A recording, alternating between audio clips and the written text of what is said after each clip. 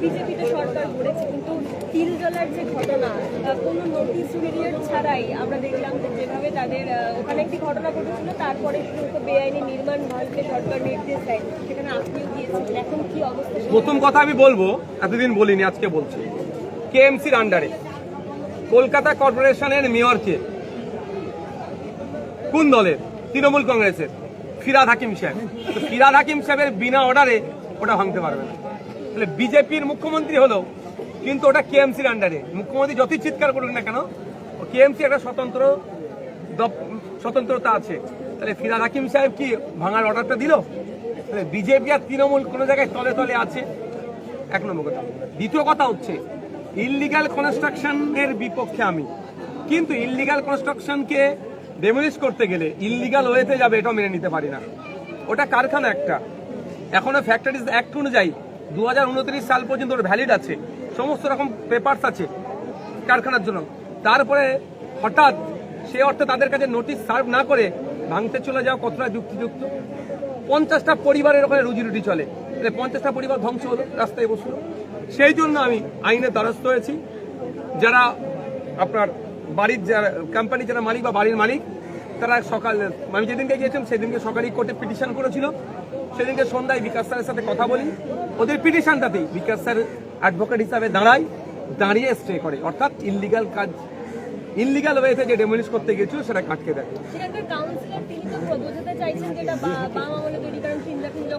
আমি একটা কথা বলি, সব গল্প শুনিয়ে লাভ হবে না। কোন আমলে তৈরি আছে না আছে, আমি কাউন্সিলর যখন আমার এগুলো কর্তব্যের মধ্যে পড়ে, এগুলো দেখভালের। এখন এটাকে দেখিয়ে চলে যাচ্ছে। আমি এতটুকু বলছি, আগামী দিনে আমিও খুঁজছি যেগুলো সরকারি জায়গা দখল করে ওর আশপাশে ইমারত বানিয়েছে, আমার কাছে বেশি খবর আসছে, সেগুলো কি হবে তার জবাব দিতে পারবো না। দাদা, ভাঙড়ে আপনি বক্তৃতা দেওয়ার সময় বলছিলেন যে তোলাবাজি বন্ধ করাটা এবারের টার্গেট হবে। কি মনে হয়, এখানে তো এখন তৃণমূলের জামানা শেষ, শওকত মোল্লার এখানে প্রভাব বোধহয় শেষ, বোধহয় নয়, টোটাল পশ্চিমবাংলাতে তৃণমূল আর কিছু নেই। ওই যা আছে এবার কাগজে বাঘ 80টা, ওই 80 থাকা আর শূন্য থাকা সমান। এখানে তার মানে তোলাবাজি ব্যাপক পরিমাণে হতো তো, সাধারণ মানুষকে জিজ্ঞাসা করুন না। অতিষ্ঠ এখানে এসে অনেকে অবজেকশন দিয়ে গেছে, বা আবাস যোজনার জন্য 10,000 করে নিয়েছে, 60,000 টাকা ঢুকিয়েছে, 10,000 করে নিয়েছে, আবার 60,000 দেবে, আরো 10,000, মানে 1,20,000-তে 20,000 নিয়ে নেবে। এটা তো বিভিন্ন জনের কাছে বিভিন্ন রকম, সবার থেকে 10 না, কারো 10, কারো যার যেমন পেয়েছে। তো আমরা লিস্ট তৈরি করছি, সব টাকা আমরা ফেরত করাবো। এই যে বক্তৃতা দেওয়ার সময় যে কথাটা বললেন, নটোরিয়াস ক্রিমিনাল, মাচ্চুর গানটা নওশাদ সিদ্দিকীর কেমন লাগে? দেখুন, আপনি জানেন আমি বিলো দ্য বেল্ট কোনো সময় আক্রমণ করিনি, এই বিষয়গুলো কমেন্ট করি, এটা আমাদের অফিসিয়াল কোনো সংবাদ। ভাঙড়ে মহিলা একটা কলেজ তৈরি করাটা খুব জরুরি, কিন্তু এই মুহূর্তে ভাঙড়ে যে কলেজ রয়েছে সেখানে খুব একটা ভালো। হ্যাঁ, তৃণমূল কংগ্রেস সেখানে এটা কলেজটাকে তাদের পার্টি অফিস বানিয়ে ফেলেছে, সেটাকে আমরা ধ্বংস করেছি। আমরা কলেজে আগামী দিনে যে পরিচালনার দায়িত্ব সুযোগ আছে, সেটা হচ্ছে আমার যেটা আছে, আউটসাইডার কোনো অ্যালাউ হবে না ভিতরে। বায়োমেট্রিক সিস্টেম হবে, কখন ছেলে মেয়েটা কলেজে গেল বার হলো বায়োমেট্রিক দিয়ে হবে, ওরা পরিবেশ ফিরে নিয়ে আসবো।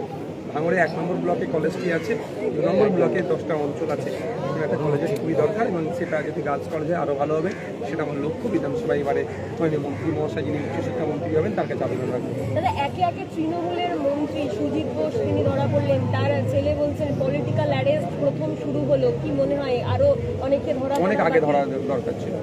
আমি শুধু এতটুকু বলবো, হিসাব বহির্ভূত ইনকাম, আমি এইটা নিয়ে তদন্ত করা দরকার।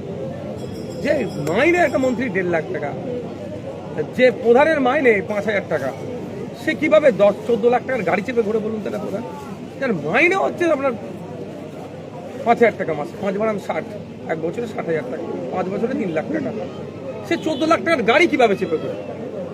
এইটাই তো তদন্ত হওয়া দরকার, অনেক আগে অ্যারেস্ট করা দরকার। এবং আরজি করার ক্ষেত্রে আমরা দেখলাম 3 জনকে সাসপেন্ড করা হলো, বিনীত গোয়েল, ইন্দিরা মুখার্জি সহ আরো একজন। আমি একটা কথা বলি, মমতা ব্যানার্জি না কোনো ধরনের ইনসিডেন্ট ঘটলে তাড়াতাড়ি এসআইটি গঠন করে দিত, তারপরে ধামাচাপা, এটা না হয়ে যায়। ভালো কথা তো, আমরাও আরজি করে আমাদের ডক্টর তিলোত্তমার জন্য প্রচুর প্রতিবাদ মিছিল করেছি, ভাঙড়ে করেছি, রাজ্যের বিভিন্ন জায়গায় করেছি।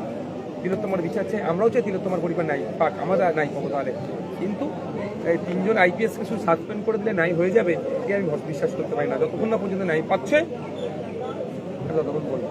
তবে এটা একটা ডিউরেশন শর্ট পিরিয়ড হবে। যদি এরা দোষ করে থাকলে মাস 6-1 মধ্যে বিচার হয়ে যাক, শাস্তি পাবে, আর না হলে ঝুলিয়ে রাখা উচিত হবে না। কিন্তু তাদের সাসপেন্ড করা মানে তো তারা 50% বেতন পাবে। তো আমি ওই জন্য কি বললাম, আমি মাস ছয়েকের মধ্যে কিন্তু যাবে গুটিয়ে দিই।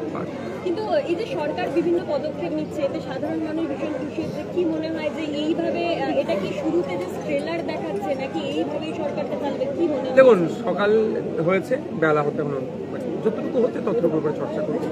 আগামীতে কি হবে এখন বোঝা মুশকিল। তো এখন যেটুকু হয়েছে তো মানুষ পজিটিভ হিসাবে নিচ্ছে, পজিটিভ বলছে। তবে বুল্ডুজার যেটা চলেছে সেটা তো পজিটিভ নয়, নেগেটিভ। আজকে বুল্ডুজারকে আমরা আর একটা শেষ প্রশ্ন, বিধানসভায় লাইভ স্ট্রিমিং চালু হয়েছে, আপনার দীর্ঘদিনের দাবি ছিল, কারণ ভাঙড়ের মানুষ জানতে পারতো না তাদের বিধায়ক গিয়ে কি কথা বলছে।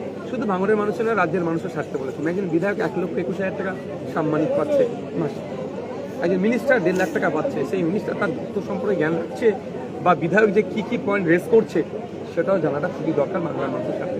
বলে কি হবে, ট্রান্সপারেন্সি আসলে আগামী দিনে বিধায়ক নির্বাচনের ক্ষেত্রে মানুষ অনেক সচেতন হবে যে আমি কাকে নির্বাচন করে পাঠাবো। সে যদি কথাই না বলে আমার কথা বিধানসভার মধ্যে গিয়ে, তার পরিবর্তে ভালো লোককে দান করাতে হবে। তো এই দীর্ঘদিনের আমার ডিমান্ড ছিল। এবারে সরকারে এসে শুভেন্দু অধিকারী মহাশয়, মুখ্যমন্ত্রী পশ্চিমবাংলা, তিনি ঘোষণা করলেন যে লাইভ স্ট্রিমিং হবে। এটাকে আমরা স্বাগত জানিয়েছি।